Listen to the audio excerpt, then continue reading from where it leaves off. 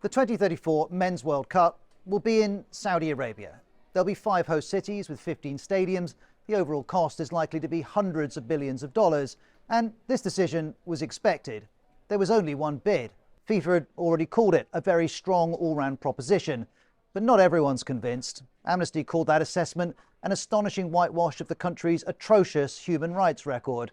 In Saudi Arabia, free speech is severely limited. Its justice system is draconian. This year it's estimated that it executed more than 300 people, more it's thought than any country other than Iran and China.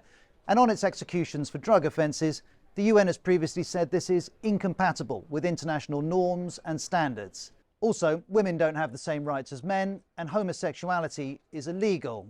The BBC's Dan Rowan asked the Saudi government about this. Everyone's welcome in the kingdom. Like any other nations and around the world, we have rules and regulations that everyone should abide by and respect. When we come to the UK, we respect the rules and regulations, whether we believe in them or not. For its part, FIFA argues the tournament could serve as a catalyst and contribute to positive human rights outcomes. One focus is certain to be labour conditions. In recent years, Saudi Arabia has undertaken several vast construction projects. But according to Human Rights Watch, a blatant failure to protect migrant workers creates a near certainty that the 2034 World Cup will be stained with pervasive rights violations. Saudi Arabia disputes this, saying the safety and well-being of workers are fundamental priorities. And on the World Cup, it says this. We already started in a lot of the venues.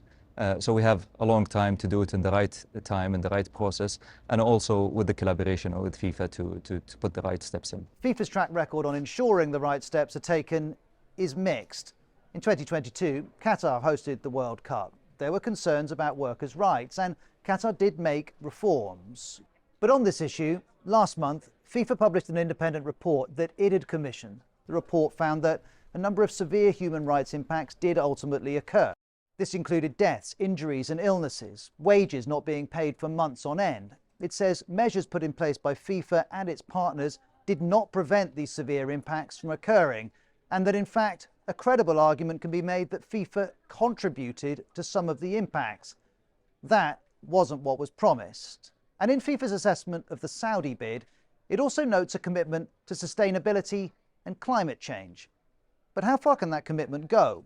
Saudi Arabia is one of the world's biggest producers of fossil fuels, and 8 stadiums have to be built for this World Cup. One of them at the top of a 350-metre high structure in a city that doesn't yet exist. There will be an environmental cost, as there is with every World Cup. But FIFA says mitigations will help counter this. And its choice of Saudi Arabia is part of a broader ambition.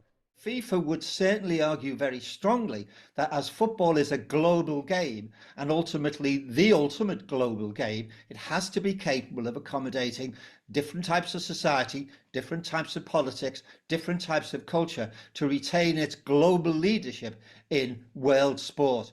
That ambition is being paired with Saudi Arabia's desire to use sport to change its economy and its reputation.